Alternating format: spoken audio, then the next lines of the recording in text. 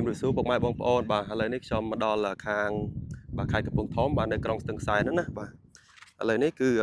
បាទចូលមកដល់ស្រែបាទកសិករផ្ទាល់ឲ្យគាត់បានប្រើថ្នាំគុំកស្មៅរបស់យើងបាទឥឡូវយើងមើលជាក់ស្ដែងទាំងអស់គ្នាបាទគឺឃុំបានស្អាតមែនតើបាទនេះបាទច្បាញ់អញ្ចឹងណាបាទនេះបាទគឺឃុំបានស្អាតណាបាទកន្លែងណាក៏មានដុះដែរសឹងតែរមម្ដងមិនចង់មានណាចង់និយាយអញ្ចឹងនេះបាទគឺស្អាតច្បាញ់តែម្ដងបាទសឹងថាដូចផ្លូវដែរបាទអញ្ចឹងណាបាទគឺស្អាតក្នុងការឃុំនេះបាទឥឡូវចាំមើលខ្ញុំទៅថតកន្លែងវីដេអូកណ្ណោះ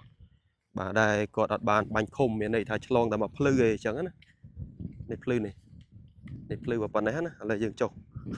មកដល់កន្លែងស្រែនឹងផ្ទាល់អញ្ចឹងណានេះបាទដើររឿងឆ្ងាយបន្តិចនេះបងនេះមើលឃើញស្មៅនេះ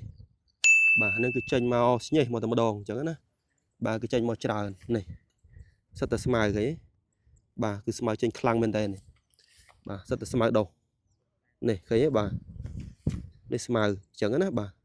អញ្ចឹងឆ្លងគ្នាតែមកភ្លឺឯងខ្ញុំបញ្ជាក់ឆ្លងតែមកភ្លឺទេបាទអញ្ចឹងអ្វីដែលខ្ញុំលើកឡើងមកនិយាយនេះខ្ញុំចង់ផ្ដោតទៅលើថ្នាំឃុំគ្រាប់នឹងតែម្ដងបាទលីចិនកម្រិតខ្ពស់បាទគឺទឹកថ្នាំចំនួនថ្មីបាទធានាជូននូវគុណភាពជូនអញ្ចឹងណាបាទអញ្ចឹងអ្វីដែលខ្ញុំធ្វើគឺជាក់ស្ដែងតែម្ដងបាទនេះភ្លឺត្រឹមនេះណាបាទឥឡូវយើងចុះមកស្រែដែលយើងបាញ់ឃុំនេះបងមើលនេះឃើញទេច្បាញ់តែម្ដងនេះបាទគឺมันមានស្មៅដុះទេអញ្ចឹងសម្រាប់បងដែលធ្វើស្រូវណាបាទចង់កាត់បន្ថយនៃការចំណាយចង់បើផលិតផលល្អយកទៅប្រើបាទអាចទៅតងលេខ Telegram ខាងលើបានបាទ